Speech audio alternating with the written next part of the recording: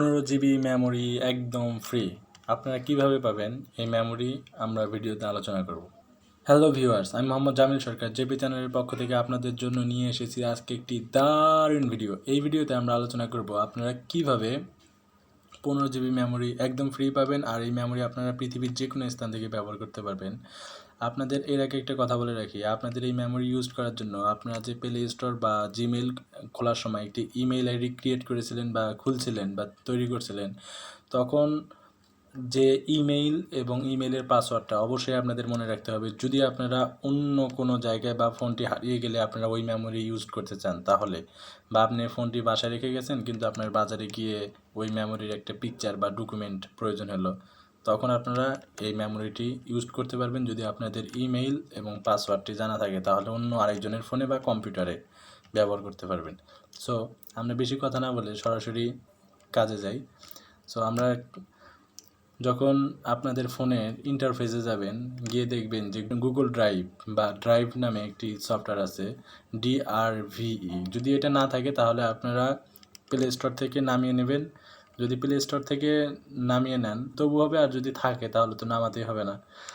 So আমরা এখন Google ড্রাইভের ভিতরে যাই। গুগল ড্রাইভে আপনারা ক্লিক দেবেন। ক্লিক দেওয়ার পরে আপনারা একদম এইরকম একটা ইন্টারফেস পাবেন।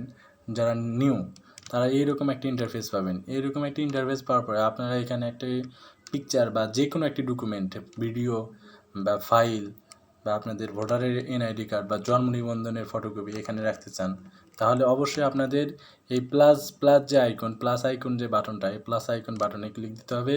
এখানে ক্লিক দেওয়ার পরে আপনারা সোজা যে আপলোডে ক্লিক দিবেন। এখানে আপলোড মানে এখানে রাখবেন। আপলোডে ক্লিক দেওয়ার পরে আপনাদের মেমোরিতে নিয়ে যাবে। সো আমি আমার এই পিকচারটা রাখবো, আমি এখানে ক্লিক দিলাম। তখন আমাদের অ্যালাউ দিয়ে দিই। দেওয়ার পরে দেখেন প্রসেসিং হচ্ছে, ওয়ান ফাইল বিংস আপলোড। তো আমার এখানে আপলোড হচ্ছে, এই দেখেন। এই ফাইলে যাওয়ার পরে দেখেন এখানে আমার আপলোড হয়ে গেছে ছবিটা। এই ফাইলে যাবেন, হোমে থেকে ফাইলে আসবেন। আসার পরে দেখেন আমার ছবিটা আপলোড হয়ে গেছে। এখন আমি চাচ্ছি যে না, আমি এখানে একটি ফোল্ডার তৈরি করব, সেই ফোল্ডারের ভিতরে আমি ফাইলটি রাখবো। সো আমি তখন কি করব, মানে আমার যে কোনো ফাইল বা পিকচার আমি ফোল্ডার তৈরি করব তার ভিতরে রাখবো। তখন আমি আবার এই প্লাস আইকনে ক্লিক দিব। দেওয়ার পরে ফোল্ডারে ক্লিক দিব। ফোল্ডারে ক্লিক দেওয়ার পরে এখানে আমি একটা নাম দিয়ে দেবো। দেওয়ার পরে এখানে ক্রিয়েট দেবো। ক্রিয়েট দেওয়ার পরে এখানে একটা ফোল্ডার তৈরি হলো। তখন আমরা ফোল্ডারের ভিতরে যাব। যাওয়ার পরে এখানে গিয়ে একটি ছবি আপলোড দেবো। না আমি দেই, দেখেন এখানে আপলোড মানে আপনি এখানে রাখবেন। দেখে আমি দিচ্ছি আমার এই ছবিটি আপলোড দিলাম। দেওয়ার জন্য দেখেন আমার ছবিটা আপলোড হচ্ছে, আপলোডিং দেখাচ্ছে। এখানে আমার ছবিটি বা ইমেজটি আপলোড হয়ে গেছে। আপনারা ভিডিও, অডিও যে কোনো জিনিস এখানে রাখতে পারেন। আপনাদের মেমোরিতে যা যা সাপোর্ট করে সম্পূর্ণ কিছু এখানে রাখতে পারেন। সো এখানে রাখার পরে দেখেন আমার এই ইমেজটি কিন্তু ইন্টারফেসে দেখাবে। আমি যখনই ঢুকবো আবার গুগল ড্রাইভে, গুগল ড্রাইভ কিন্তু এটা, গুগল ড্রাইভে ঢোকার সাথে সাথে দেখেন আমাদের এইরকম একটা ইন্টারফেস দেখাবে। আমার ওই ইমেজটা দেখাচ্ছে না, কারণ এই ইমেজটা আমাদের এই ফোল্ডারের ভিতরে আছে। এই ফোল্ডারের ভিতরে যাওয়ার পরে দেখেন আমার ইমেজটা দেখাচ্ছে। সো এখন আমি দেখাবো যে আপনারা এই ইমেজটা কীভাবে আবার ডাউনলোড দেবেন। এখন তো আপলোড করলেন, সো এই ইমেজটা কীভাবে ডাউনলোড দেবেন। এখানে ইমেজের নিচে দেখবেন যে তিনটা ডট আছে। এই তিনটা ডটে ক্লিক দিবেন।